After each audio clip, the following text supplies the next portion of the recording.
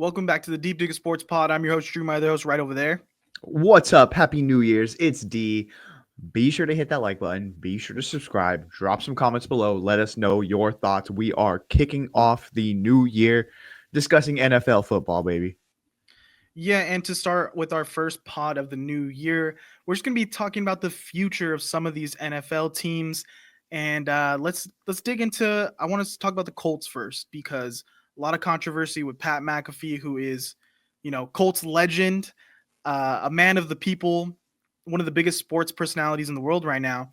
And the Colts are kind of giving the cold shoulder because he's voicing his opinion on the state of the team and Anthony Richardson specifically. So what's going on in Indianapolis? Yeah, I mean, he had voiced his displeasure with Anthony Richardson previously in this season when Anthony Richardson chose to tap out of the game. And he was like very hard on that, like, hey, you cannot do that. And he pretty much said everything that everyone else was saying after Anthony Richardson did this. At no point was he ever a good quarterback. Why would he do this? If you're a running quarterback, you shouldn't be tired during this point of the game. You basically put on your team. They were right to bench him. A lot of the Colts players took offense to that. A lot of the Colts organization was like, hey, you shouldn't be doing that. Cut to now, again, he's criticizing the Colts organization of how they're handling not just Anthony Richardson, but it seems like there is an organizational problem as far as there being no accountability with these players. And players are coming out on their own podcast and being like, no, fuck you, Pat McAfee. We do our thing. Shane Steichen's answering questions.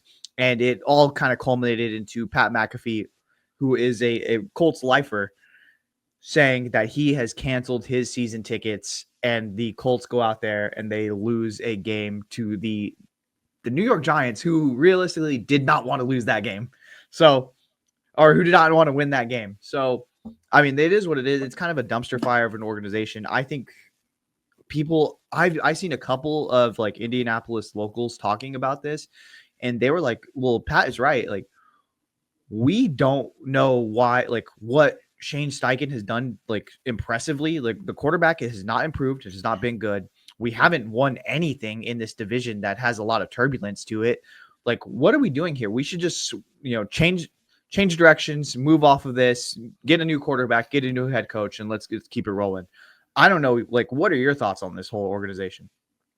Well, it all comes down to head coach and quarterback. And if Shane Steichen isn't in there, setting the tone, I think they said in his presser, he was like, well, there's a lot of people in the facility. How are we going to make sure that everyone's on time?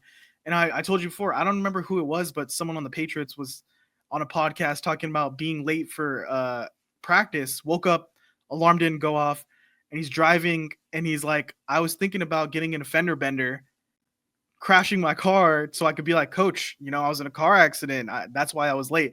That's how serious some organizations take this. And for Steichen to be like, oh yeah, I don't know. How am I supposed to, keep track of my players and who's showing up? That's a ridiculous statement. First off, Anthony Richardson halfway through the season to then being able to wake up and be like, well, maybe I should take this being the leader thing seriously.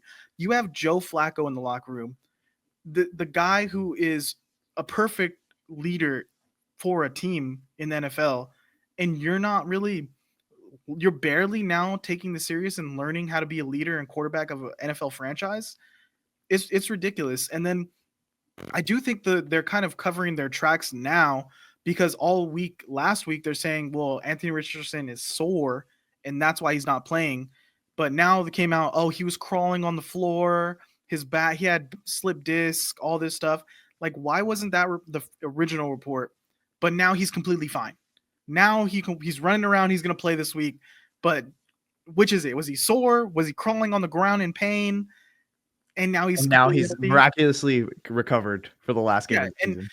it's very telling that Pat McAfee, a guy who is like one of Jim Irsay's guys, one of the most ride or die for the organization, and then even Peyton Manning, like what alumni of that organization is really like voicing the pleasure with this organization right now? Like, there's a lot of strained relationships. There's a lot of like awkwardness, and it doesn't feel smoothly run. It feels weird. Yeah, and I think like that goes back to just kind of covering tracks and I think backtracking, not backtracking, but just like making it a clear path on a decision that you made in the draft.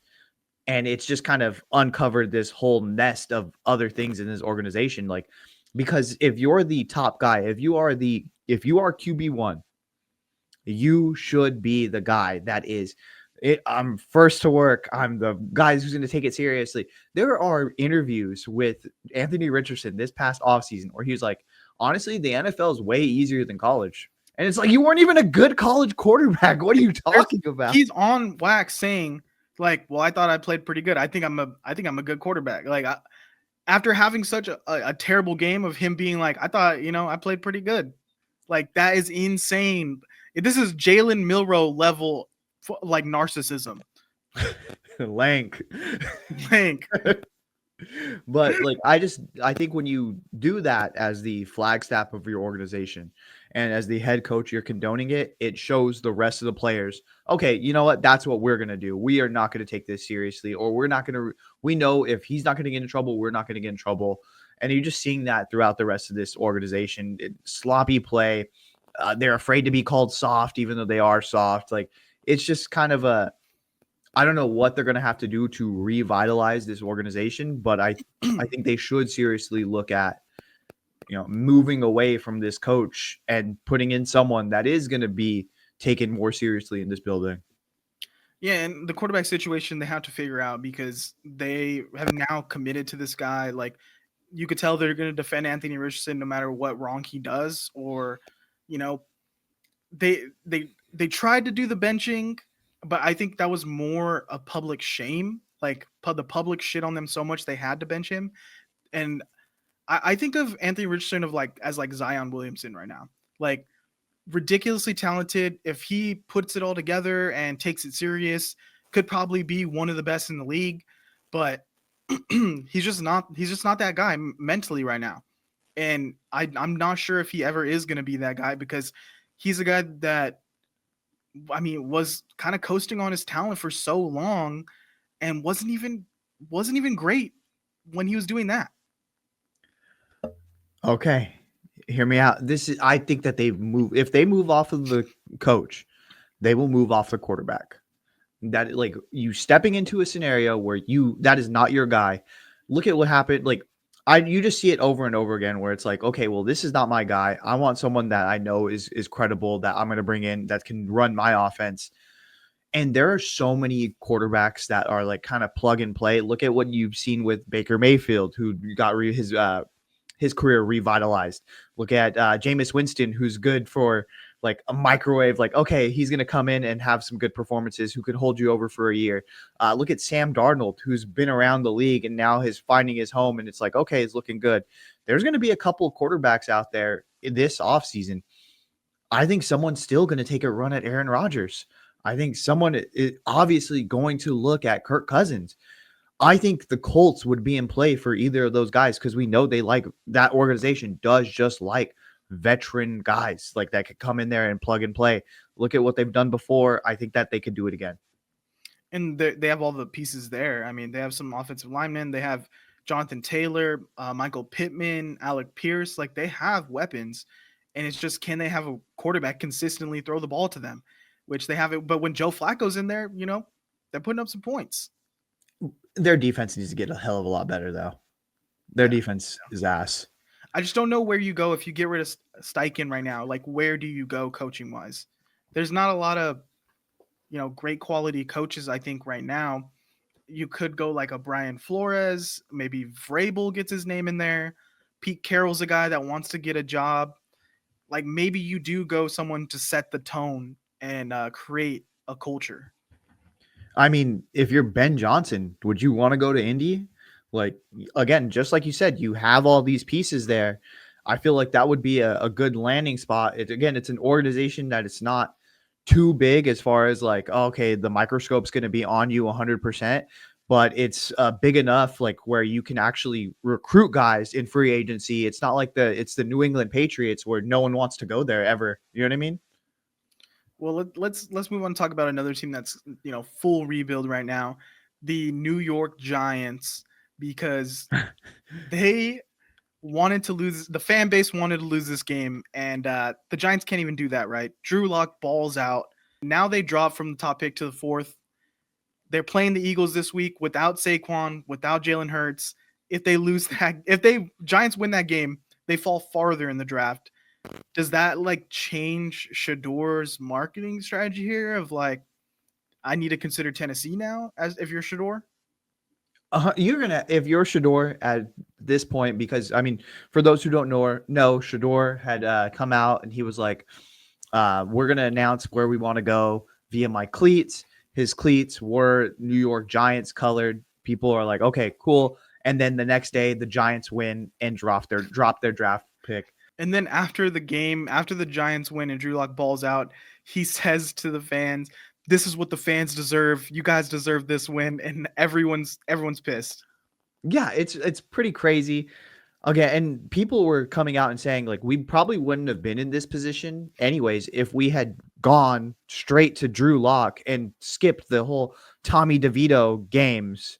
Like we could have kind of put ourselves in a little bit better position, maybe to like possibly snag a wild card spot. But instead, you go with Tommy DeVito. We lose those games. Drew Lock comes in and looks amazing, and now we were just dropping, and we're probably going to win another game.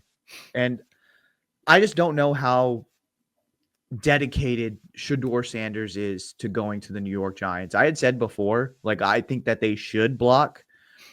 But if I'm Shedeur, I'm like, okay, well, I'm not. The farther you guys go in this draft, the less money that I'm going to be making. I need you guys to come up. And I don't know how you're going to do it. I don't care where it comes from, but you need to come up to at least top 3, and then you can pick me there. Yeah, and they would definitely need to trade up if they win this game. But I started looking at the draft around then, and I'm like, okay, well, who else could move up? And if not move up, who else would maybe consider Shedeur?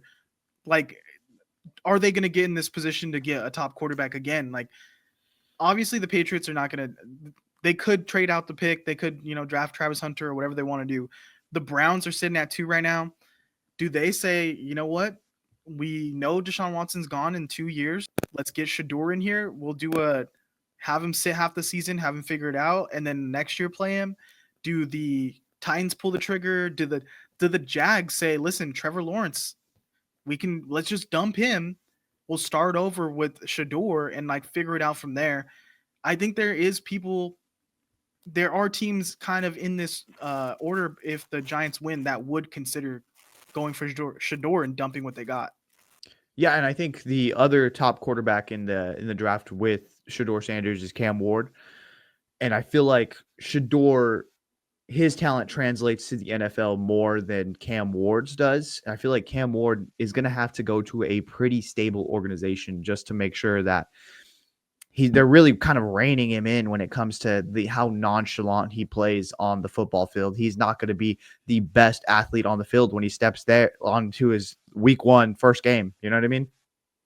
Yeah, so I don't know what the Giants would do if they do win this next game against Philly and have to, trade up or potentially lose out on the quarterback. At least though they'll have some cap space because they don't have that Saquon guy on their books. Thankfully they got rid of that contract. They don't have to worry about paying Saquon anymore. That was a close one. So we'll see what they do from there. Let's talk about another team in New York, the Jets, because they went all in on Aaron Rodgers and his friends. I think I seen a report saying that they're trying to move on from him and Devante after the season, but now Garrett Wilson's not happy there. DJ Reed straight up said he's looking forward to free agency. Sauce Garner, who didn't play that well this year. Ahmad Garner, because he lost to Sauce. I don't know what they do with him now. It seems like it's a mess, a complete mess in New York. I heard they're talking about bringing Rex Ryan back as a coach. But I think it is possible to rebuild. I mean, they don't have a whole lot of money tied to their books once they move off of Devante Adams and Aaron Rodgers. It feels like they're at a full clean slate. Yeah, it's going to be a complete rebuild and a teardown, but at the same time, you do have a few pieces on that defense. We've seen it just a few years ago look really good. You can still build that back up. And figure out what you're going to do on the offensive side of the ball. I think that you're in a pretty good spot because you do have the pocketbook to go out there and buy pieces. And who knows, maybe you draft really well. I don't know what they're planning to do moving forward, but I just feel like they're in a good spot to just kind of completely rebuild. They don't have to do this half wishy-washy with a quarterback that they really don't believe in. Yeah, I just don't know what they do at the quarterback position. I mean, maybe they bring Drew Lock over. You know, he stays in New York. Maybe they do go all in for Sam Darnold and try to figure it out, which I don't think they will, because I think they need to take a year to kind of reestablish who they are, what they're going to do. They need to figure out a coach, and I don't know if Rex Ryan's answer or like maybe Vrabel steps in. Uh, it's not Ulbrich. I mean, he's struggled. No. The decision making, the game management has not been there. And Aaron Rodgers, you know, you got what you deserved. You know, you let this guy Aaron Rodgers come in and run the show. And if you, I always like to compare it to the Russell Wilson situation because he thought he was the man in Denver, and then when he Russell Wilson flamed out, went to Pittsburgh, humbled himself to be like, I'm a team guy. I'm a team guy now. All right, I'm gonna support everyone around me. I'm gonna, not have such a big ego. Look, it kind of worked out for him for the most part. And Aaron Rodgers just never took that humbleness to figure out how to, work within the organization. And he needed the keys to the car and he crashed it. So I But think he could also, work somewhere else if he humbles himself. I think that Russell Wilson and Aaron Rodgers, like I think that's a good comparison to an extent, because where it starts to differ is the organizations that they're going to. Russell Wilson is going to went to an organization and a head coach that was already established. They have a culture. They haven't had a losing season in Tomlin's entire tenure as a Pittsburgh Steelers head coach. And then you go over to the other side where it's the New York Jets, constantly underachieving, like unsure about their head coach, like, oh, it's a dumpster fire organization, up and down. Those are very two staunch differences. Why Russell Wilson was fine being like, hey, you know what? I'm a team guy. I know it's not all about me. Like, he's going with the flow. Aaron Rodgers stepped in and was like, I'm 100% the guy. It's the Aaron Rodgers show. I'm going to take over the organization. And Robert Saleh and Joe Douglas just gave him the keys. And we're like, go ahead and have at it. And we see that that was the wrong decision. And that's why it set the New York Jets now back probably like 5 years. Yeah, he and Aaron Rodgers came in, got hurt, and he just little broed Zach Wilson all year and ended up having a worse season, worse win record than Zach Wilson this year. So it's been a mess in New York. I want to talk about the Raiders, another mess of a team, because they just seem like they're in no man's land right now. I feel like they want to get rid of Antonio Pierce, but now they've won a couple games. They're out of the Shedeur Sanders sweepstakes. They don't know what they're going to do at quarterback. I don't think they know what they're going to do at head coach now, because he's won enough to not put you in a situation where you just cut bait and start over, but he hasn't looked good enough to really fully commit. Yeah, and I just this past offseason, there was a surplus of head coaching candidates that were ultra qualified. You had Jim Harbaugh, you had Bill Belichick, you had Mike Vrabel, you had all of these guys that Ben Johnson, if you could have lured him away. You had all these guys, and yeah, some of them are still out there, but you could have just put your chips on the table and been like, hey, you know what? We're going to go after it. The Raiders organization was in talks with Harbaugh or had ties to Jim Harbaugh before. And instead, you let him go to a division opponent, and look at what's happening. He's building the culture there. You just got to be looking across the screen like, damn, it could have been us. And I think now you have to just roll with Antonio Pierce. You have to give him another year to really try to figure out what this team is going to be moving forward, because you've committed and you've already missed on a guy that, unless you're going to go out there and get a huge coaching candidate, I don't know who they would have in their mind as the number one guy. If you're going to go out there and get Ben Johnson, then you go out there and I doubt that he would go to this Raiders team, but if you can just lay a bag on him and be like, yep, let's go ahead and do it, then do it. But if not, you got to roll with Antonio Pierce. You got to figure out what you're doing, and you got to let him try to shape this organization into what his ultimate vision is going to be. Yeah, you got to either get someone of a high level or let Antonio Pierce have the freedom to shape the culture because I mean, I'm not knocking his vibe. Like he is a vibes guy. Like he's like Dan Campbell, I'm going to come in, I'm going to, I'm going to be loud and we're going to, really get wins off of enthusiasm to start off. And I'll give it to the Raiders team. Like they've fought this season more than I thought they would. I mean, they're rolling out Desmond Ritter out there. Like, what more could you expect? And they're still trying to win games. So I'll give him that. It's just that I don't think he's like this elite X's and O's guy on defense. And that rah-rah stuff only gets you so far unless you can really get the team to buy in. And we know in that organization, it's really hard for them to like buy into that kind of culture because it's been kind of dysfunctional. It's been bad. And when you don't have a quarterback, it adds on to the negativity of trying to build that culture.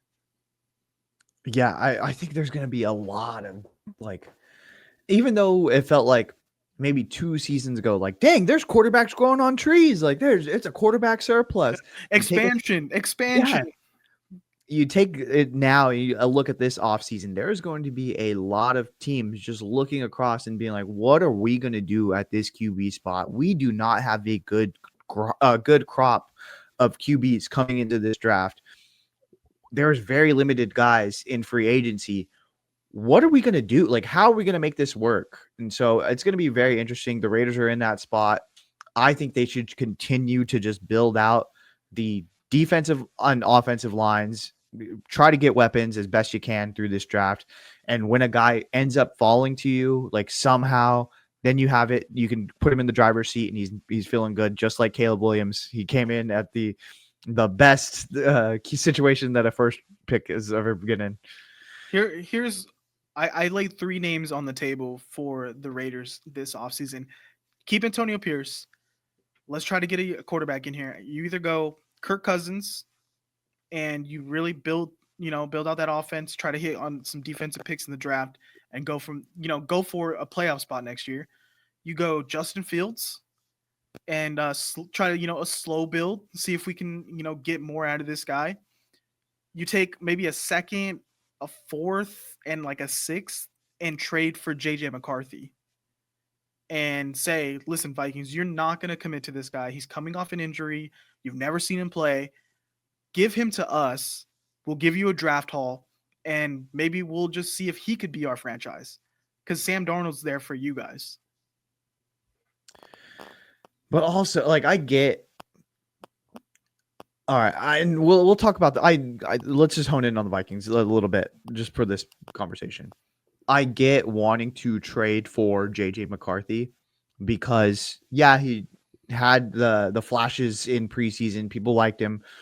But at the end of the day, he was the 5th best quarterback in the draft class last year. Like, I wouldn't give up a whole lot to get JJ McCarthy.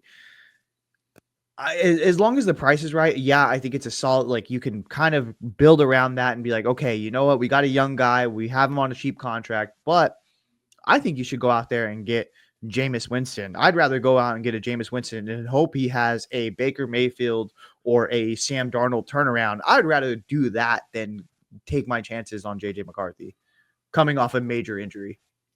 I think, though, what the Raiders organization and the fans really want right now is hope. So getting a young guy in that, quarterback room gives you hope for the future. And it gives, I think, a guy like Antonio Pierce a little bit more leeway to be like, listen, I have a young guy. Let me keep working with him. Let me build out this team around him. And you get Jameis in there, he could be in there for 6 games and the team's, 2-4. And you're like, what do we do now? I do like the suggestion that you were saying too. Justin Fields, I think Justin Fields he did show this season that he was improved. And he had like his best season as a passer. It wasn't a world beater, but he was proving that he could be a game manager, that he can go out there and he could win games if you put the defensive like pieces together. I like that. If you were to just give him a prove it deal, let's do a like just the same thing that you gave Gardner Minshew. Let's go ahead and do it for Justin Fields. Justin Fields is much more capable than Gardner Minshew. Yeah, and listen, this year's quarterback draft is awful. I mean, you could take a shot at like a Jackson Dart, maybe, something Ugh. later in the draft. I mean, maybe you wanna roll the dice on like a Carson Beck, but I think what you should do is get that like maybe Justin Fields or Jameis Winston, and next year's draft really push for a quarterback. So, and then by then you could be even more out on Antonio Pierce, get a better coach in here, and then you get your quarterback and coach. So Yeah, then you just clean reset, a clean break. Let's go ahead and reset this organization. well, let's talk more about the Vikings because it's not set that, Sam Darnold is going to be around for this team next year, even though he has them this coming week playing for the 1 seed. I think he I think he is in like the top 5, top 6 discussions for MVP this year. I think that's fair to say. He could go on a deep playoff run. What do the Vikings do going into this offseason? Yeah, I mean, as I said before, like I don't know about hanging your hat on the JJ McCarthy thing. I understand you were like it's a draft pick. You felt positive about it. He was looking good in preseason. But again, at the end of the day, he was the fifth quarterback off the board in this year's draft. You have a guy that's proven it this entire year in Sam Darnold, who's looked amazing, who's going to take you, if things fall the right way this week, to the number 1 seed and possible a deep run in this playoff. You know what you have as far as your offensive core with guys like Jordan Addison, Justin Jefferson, the running backs are good. Like you feel good and you feel like you can make a run, not just this year, but for years to come. I think you pay him what he's asking for and you just roll with it. I think that it's fine if you even just keep JJ McCarthy as a backup and let's say Sam Darnold does sputter out, then you can make the switch. But I think you make keep Sam Darnold, you make him the guy, and you just say, "Hey, JJ, it sucks, but Aaron Rodgers sat. Like Jordan Love sat. Like it's happened, and we think that we're excited to have you here. We think that you are going to be the quarterback of the future.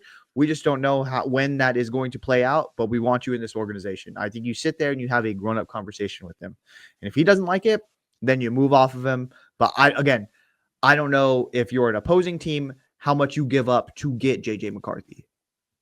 And I'll even take this a little bit further. I think it's kind of crazy they haven't started trying to work on a contract with Sam Darnold when they got to 8 wins, when they got to 9 wins, to 10 wins. I think it's insane that they haven't been like, let's sign this guy to a 3-year deal, 4-year deal, something on paper, because it's not fully up to them kind of what Sam Darnold does here. Like he can leave. Yeah, I'm sure they could franchise tag him and pay him a bunch of money, but then you have to like maybe he sits at a camp, maybe there's a whole thing. I think it's kind of crazy that they haven't tried to sign him already. And he's going into this offseason thinking like I can go to the highest bidder. And I think there's teams that would pay more than the Vikings to get him on their squad. Oh, hands down. I 100% believe that there is going to be a very high market for this guy. Like, and again, like we've seen when guys just hit like no quarterbacks really hit the open market that a team truly wants. When it does happen, like Kirk Cousins, he gets a mega deal and it's all guaranteed. Like we've seen that happen before. And so I think there are going to be teams and he can pick and choose his spots as far as where he wants to go. We're going to see that open up. And again, we just talked about how there's going to be multiple teams this year that don't have a great draft spot, that aren't really confident in their quarterback, and they're going to be looking around like, God, we wish we had a guy like that. Yeah, and I think they have all the pieces right now. They have weapons on offense. They have a nice defense, a great defense coordinator who could potentially get stolen, but I think he's going to be around. The head coach is great play caller, fits perfectly with Sam Darnold. So I think that like why risk staking your career and the future of your team on the arm of JJ McCarthy, who I mean, coming out, me and you were like shocked that he was getting first round consideration. And then the Yeah. fact that he got drafted that high, I think it just like goes to show how, overvalued we are putting young quarterbacks in the draft. But I get it. You have to take it. It's a quarterback. And now he's coming off of a year long injury. Are you really going to roll the dice on JJ McCarthy? Yeah, and I mean, let's just look at the stats here. I mean, let's look at like the breakdown. There are busts in every first round when it comes to the quarterback spot. And we're seeing Drake Mays looks good. Daniels is going to probably be the offensive rookie of the year. And then Bo Nix, you're saying is a superstar. Like, that's already three Bo guys. Nix That's might above be rookie of the average. year. Bo Nix might be rookie of the year. I'm putting that right now. Caleb So Williams. sucks. But like, you know what I mean? That's already above. Already an above average draft class rookie year for this quarterbacks. Like to have three guys that look like they are solid franchise guys, not like so. I'm not saying that disqualifies JJ McCarthy from being good in this league, but it's like, okay, what are the odds? You know what I mean? Spencer Radler rookie. Yeah. He started some games. Shut up. I'm talking about in the first round. Like, you know I what I get mean? you. But yeah. You're really playing against the odds there. That okay, the fifth guy is going to be also as good as these other guys, which I think right now, 3 out of the 4 who are playing right now are above average. And Yeah. Caleb Williams, we're projecting to be way above average eventually. So JJ McCarthy, I don't know. Um, I wanted to talk a little bit about the 49ers because they also have a quarterback situation going on. Brock Purdy, he's out this week. He's going to come back next year. They have a contract to work out. And people were saying, like, don't pay him. Don't pay him $50 million. Don't pay him $60 million. When he was the Mr. Irrelevant. He's gotten no money from his contract. And I think it's been a little bit unfair criticism on him to an extent. Everyone is hurt around him. The offensive line has been terrible. Kyle's been terrible play calling. The weapons have been terrible. And the defense has been bad this year. Like everything about this 49ers team, if you take away the names, has been terrible. And there's been games where Brock Purdy's getting shit on and he's throwing for 300 yards and 2 touchdowns. And I know Chris Broussard went on against Nick Wright and being like, and he really, went off saying like, you shit on Brock Purdy so much when he had 300 yards. And then you're going to praise Caleb Williams in this game where he struggled. He threw for like 150 or whatever the stat was. So there is that narrative. And I think it's not coincidence that narrative is going around in a year where 49ers are really trying to downplay the worth of Brock Purdy. Yeah, but if I'm Brock Purdy, I'm looking around at the guys who just got paid. I'm like, I beat Dak Prescott in a playoff game last year. I've done way more than all of these other guys that have gotten paid, and I've made less money. I am not taking a hometown discount. I am getting paid 60 mil per year. And if I'm the team around him, I'm telling him, you are not taking another snap until we ink a deal. I get, and the narrative is out. Oh, but Brock's a stand-up guy. Brock. Okay, but when you're staring down the barrel of a generational paycheck, all bets are off. Yeah, I'm sure he is a great guy. He wants to he made a commitment. He signed this deal. Fuck that deal. That deal sucks ass. Like that, no, it is not a good deal that he is playing on the last pick of the draft money. Like there are undrafted free agents making more than he made. So let's go ahead and cut the brakes on that. He needs to ink a deal. And if I'm the organization, I feel the same way. Like I'm like, hey, do we want to pay him? But realistically, the longer you wait, the higher the price tag is going to be. You just seen it with the Cowboys where they just got boxed into a corner and had to pay Dak Prescott a boatload of money because they waited. I think you ink the deal now. You don't let him get more expensive. And if you 100% feel like this is your guy moving forward, why not just pay him? Yeah, and we've seen the downfall of a lot of these 49ers teams. They have their best players holding out going into camp. And we just can't have that going into this next season, especially like you already paid Brandon Ayuk. Debo's probably coming back next year because that's Kyle's guy. He's under contract. Bosa's locked up. Kittle's locked up. Like everyone should be back. Fred Warner's there. Dre Greenlaw should be getting healthy again. Like everything should be in motion. If you add some, good draft picks, add a couple free agents here and there to go into this offseason motivated, ready to, build that chemistry with some of these other younger receivers. And then going into the season next year with probably like one of the weakest schedules in the whole league. Like it's really set up clearly for them to be a 12-13 win team next year. But they have to do it. I don't think people were saying, well, they could bring back Sam Darnold. Sam Darnold's the guy. I mean, Sam Darnold looks great with Kevin O'Connell. He didn't look great with Kyle Shanahan. He looked okay. And you're really going to roll the dice on him to come in and run the system better than Brock right now? The guy who's been doing it for 2-3 years? That's insane to me for a championship level team. Again, I think you ink them to the deal. You push all the money towards the back half of the deal. You just do what everyone else does. Push the money to the back half of the deal. You work with what you have. You know you have a 2 or 3 year window, being able to pay everybody. I think you do it. Again, we talked about the opponents that they had named for this upcoming season, and we were like joking, like Super Bowl. But like realistically, like it's a very weak schedule that they have coming up. They have a last place schedule coming up. I'm excited as a 49er fan looking at it and like, okay, if we just bring back some, because I feel like they are going to move some pieces around. I feel like that has to happen. I feel like you can't have the top paid tight end, the top paid running back, the two top paid receivers. You can't have that all on one team. I think you're gonna have to move some stuff around. But if they bring back a good chunk of these same players, I think that we are going to be looking at a very successful season moving forward. Yeah, I know we were joking like, yo, did Kyle Shanahan tank this year to have the easiest schedule next year? Like, did he keep Jake Moody so that he would miss field goals and lose games for the 49ers? Like, this is chess, not checkers. Evil genius, Kyle. But yeah, I mean, they gotta just sign. And then the argument we're like, well, no other team in the league would want to pay Brock that money, so you have all the leverage. Bro, you don't think the Giants right now would say, Brock Purdy, here is $58 million a year. Please be a quarterback for us. Give Malik Neighbors the ball. Like, Yeah. there are so many quarterback desperate teams in the league right now. You don't think the Raiders, if they fall to more in the draft, will be like, we'll give you a second round pick for Brock Purdy right now? Like, they'd be obsessed. Like, there's a lot of teams in the league who would give him, I think, a bag right now.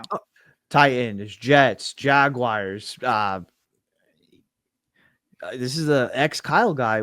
I don't know how sold they are on Tua Tagovailoa, but like McDaniel could do a lot with Brock Purdy. I think the Saints. I think, like, just looking at the list here, There's a lot of teams that would take Brock Purdy for sure. like, would the Seahawks be like, yeah, we're content with how Gino's been, but maybe we, do a little swap for Brock Purdy? Like, I don't know. I think it's a toss up between him and Gino right now. Yeah, but that's not going to happen in division. Yeah, no, I'm just saying, like, talent. Like, if talent wise, you'd be like, well, I mean, Brock's younger, and Gino has been the offense has been stagnant sometimes. Yeah. No, 100%. I think, again, there's a very viable market out there, quarterback needy teams. We trade. You can't play around with it. You're Bryce just Young for Brock Purdy. Who says no first? Kyle. I feel like Kyle would like Bryce. Not over Brock Purdy. Oh, there's your answer. Pay him. Last team we want to talk about here is the Falcons with Michael Penix Jr. Yeah, he's looking pretty good. They lost. They've been losing, but still, Kirk was terrible. Just gonna go and say that right now. He was throwing interceptions, not throwing touchdowns. His arm looked weaker, not mobile. And Penix came in. It's definitely, they put up 24 points against. They go to overtime against the Commanders. Is he a guy? Is he the guy? I mean, he looks pretty good from the couple games that he's played. I feel like the Falcons feel excited about it, and I think that's something that you could build on moving forward. I'm excited to see a full season of Michael Penix next year, especially with the weapons that they've occurred over the last couple years there in Atlanta. I think that I just don't know why you did the move. Like, okay, I understand you had the dark thoughts in the back of your mind, like Kirk Cousins might not be good coming off of a major injury. Then why sign him to a deal? Just say, hey, you know what? We don't need it. We're going to draft a guy. Instead, you double dip. You did both. It end up being the right call at the end. Like you look around and you're like, hey, I did it. I called the right. But you shouldn't have signed Kirk Cousins in the first place. You should have just signed a cheaper option and went with Penix. But hey, it all worked out at the end. Yeah, I think they should have. I mean, you could have rolled like Heineke out there for a few weeks. You could have rolled like so many guys out there for half the season and let. I think they got Kirk Cousins and they were. I think here's what they did. They got Kirk Cousins and they were like, "This is fucking awesome! Like we're gonna be This is so awesome. good. The Kyle Pitts is gonna be a changed man, and we have so many weapons." And then they got to the draft and they're like, yo, no one's drafting this Penix. Hey, Penix gonna fall to us? And they're like, we shouldn't, right? And they're like, no, we can't take a quarterback, right? And so Oh, they God. just took him and they were like, we'll figure it out. And then I think they got to a point where they were like, well, Penix isn't gonna be healthy to start the year anyways. So we'll just sit him for the year. And Kirk Cousins played so bad that they forced themselves into Penix, and it looks like it's working out. I think I'd have to ask again right now. Quarterback redraft of this year. What are you doing? Go Penix is one still through six because last. McCarthy. I would still probably take me personally. I would take McCarthy over Michael Penix just because of the age and the injury history with Michael Penix. I I think I would still I would take JJ McCarthy over him. Yeah. What's your 1 through 4? My 1 through 4. I think you still have to either anyone the Bears take. Like if we're just doing that No, just off of like how they played so far, talent. Like, who would you pick? Who would you pick your out starting of mid franchise? rankings, it would be like, okay, Daniels 1, May 2, Knicks 3, Caleb 4, just based off of talent, I guess. And then This then is the anti Caleb Williams podcast. I'd go Jaden Daniel. No, actually, I'm going all in. I'm going Bo Nix 1. oh I'm no. going Jaden Daniels 2. I'm going Drake May 3. And honestly, it's a toss up between those three for me. Like I think they are all franchise quarterbacks, but what I saw at a Bo Nix in that Bengals game further confirmed my previous take that Bo Nix is a superstar, and he is right now the rookie of the year for me. And then Caleb Williams 4 because bro cannot get rid of the ball. He's been god awful. I was talking to Philip last night, and Philip was like, Caleb Williams, he shows flat. And I was like, don't even. He hasn't. And he's like, but he's like, in that offensive line. I'm like, a lot of it is on Caleb Williams, if we're going to be completely He honest. holds the ball so long. And then they're like showing the stats like no other rookie quarterback has thrown for this many yards, this touchdowns, and 6 picks. And it's like, bro, it's such a specific. And then you look at Jaden Daniels' numbers, and he's thrown 8 picks, but like the numbers are way better. And I don't want to be like this guy who's like eye test, but just watch the fucking games. Caleb Williams is awful. He's Yeah, terrible. Watch it's the bad. games. It's bad. I don't want to hear that he's only thrown 6 picks. He hasn't thrown picks because he's trying not to throw picks. He's scared to throw the ball because he's protecting this so many games without a pick stat. It's bad. It's honestly, it's a tough watch to watch the Bears at any point in the season. It's been pretty god awful. I feel like a requirement for the Bears is they have to play like ass for at least 2 quarters, and then they could start playing real football. And then when it And gets that's to just 2 how it. minutes left, they had to completely unravel. Yeah. So there's like a good like 14-minute span where the Bears come to play for 14 minutes, but then it's not enough. Do you have any hot takes right now that you need to get off your chest? Hot takes. Okay. Gerard Mayo. it's looking more and more like he is going to be in my mind. I think he is going to be out. I think that Kraft is looking at him sideways. I don't know what he does for this Patriots organization. I think that they could do better. I think that Gerard Mayo, after this week, I think I would not be surprised. I would not be shocked if he was out of the building. Yeah, no, I totally see it. Bad. He's been bad. Just managing the roster itself. I mean, the Ramondre Stevenson situation is ridiculous, and then just his game plan and like decision making when it comes to game management has been awful. And it's interesting that it's been a guy that has been waiting in the wings for them for so long, and that they've been like trying to get in that position, and it just hasn't worked out. And he honestly looks like on the sideline and in press conference, he looks out of it. He looks like dejected, and he's kind of like over it. And I like Drake. The roster is really bad. It's probably the worst roster in the league. But Drake May has been that good of like elevating these guys. You need to get offensive mind in here to really like help craft this offense around him. Yeah, and all of that like fan equity that he had built up coming into the season, that is all gone. You see guys now just calling him a clown. You see that it has already broken so fast. And yeah, I think that it's a tough spot to come in after you have the best head coach the organization has ever seen in Bill Belichick. But it has gone so horribly this season. I just think that there's no rebounding. I think you cut your losses. Hey, this wasn't the right guy. This wasn't the right time. Let's go ahead and move off of it. I wouldn't be surprised if that happens. What All about right, you? here's a hot take I have. The Panthers won the trade for Bryce Young. Panthers won the trade for Caleb Williams, the Bryce Young, Caleb Williams trade. Yeah. Bryce Young looks really good. And I'm a guy that hated Bryce Young on the field. I was like, he's small, doesn't have a strong arm, he's not accurate. This kid, he's balling right now. Like I think, yes, they've lost and they look bad, but look at the roster around them. It's not good. I think if you get this guy some weapons and like Chuba Hubbard with him, he has a chance to really turn this organization around. Like I like the fight that I've seen out of that team. I think he's made highlight level throws.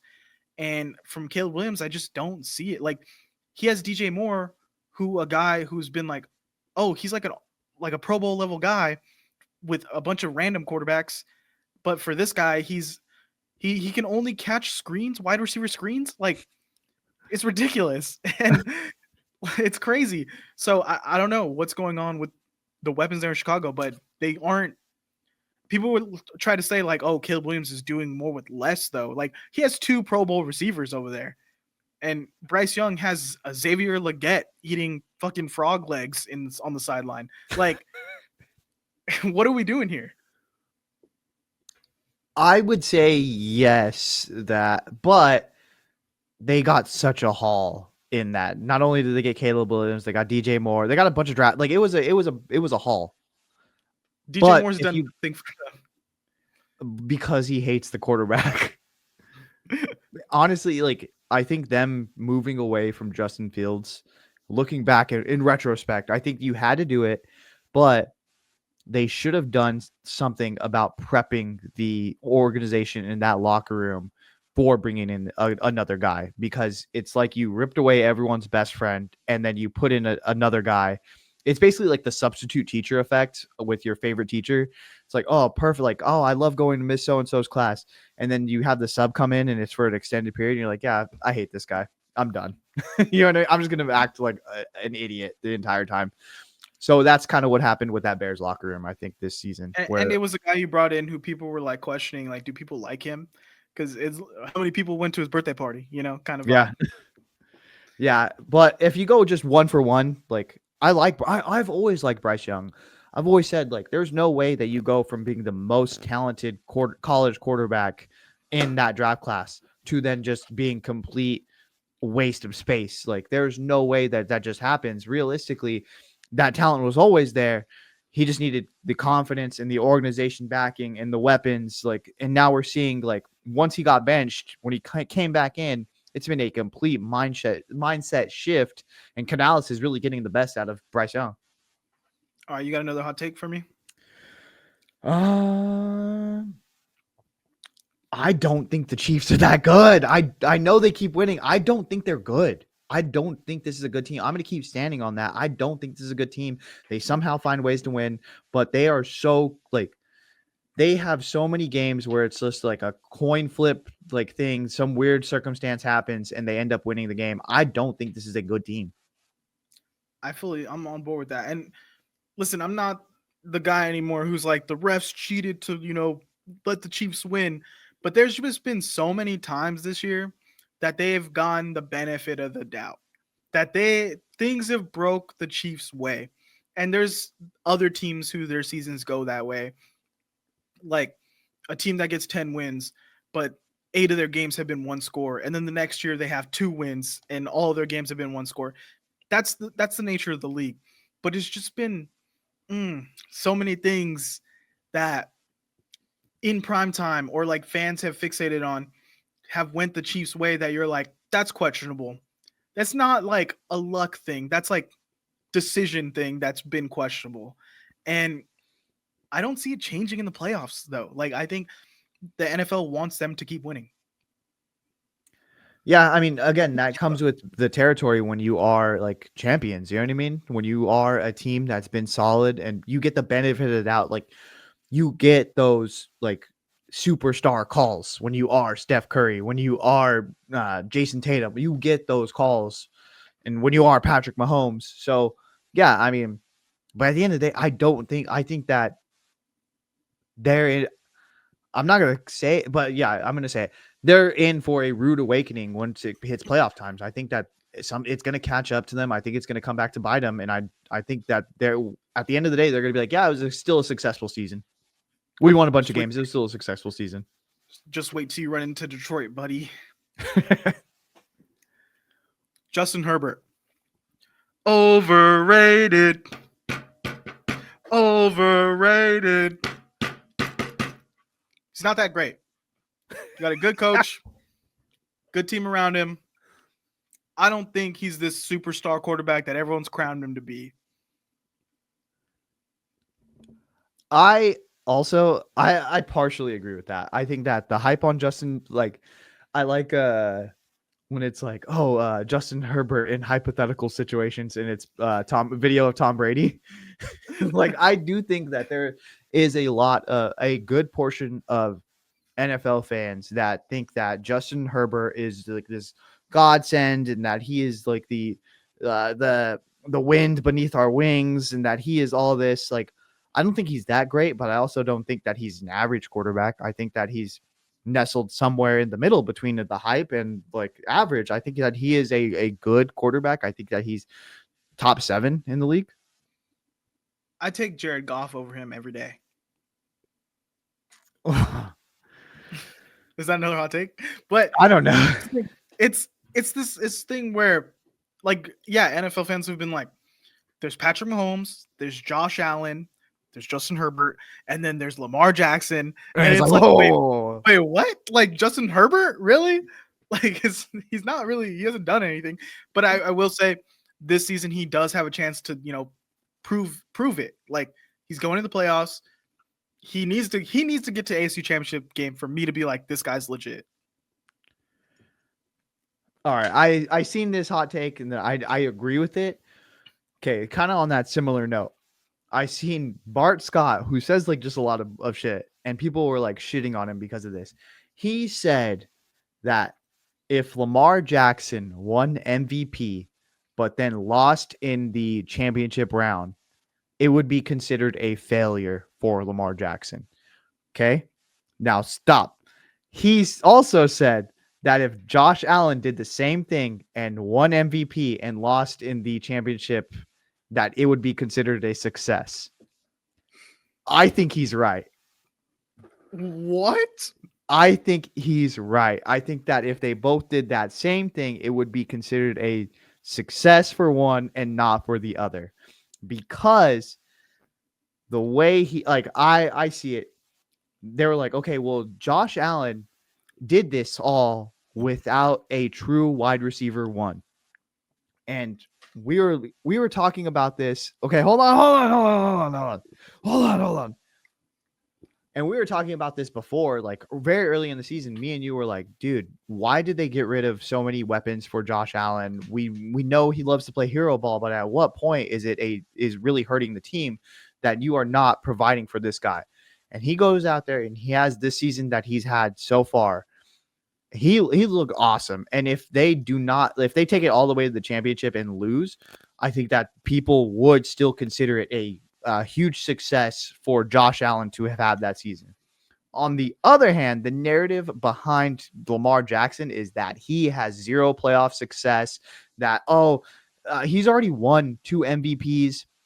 If he were to just get another one, yeah, it would put him on the pantheon of like the great quarterbacks.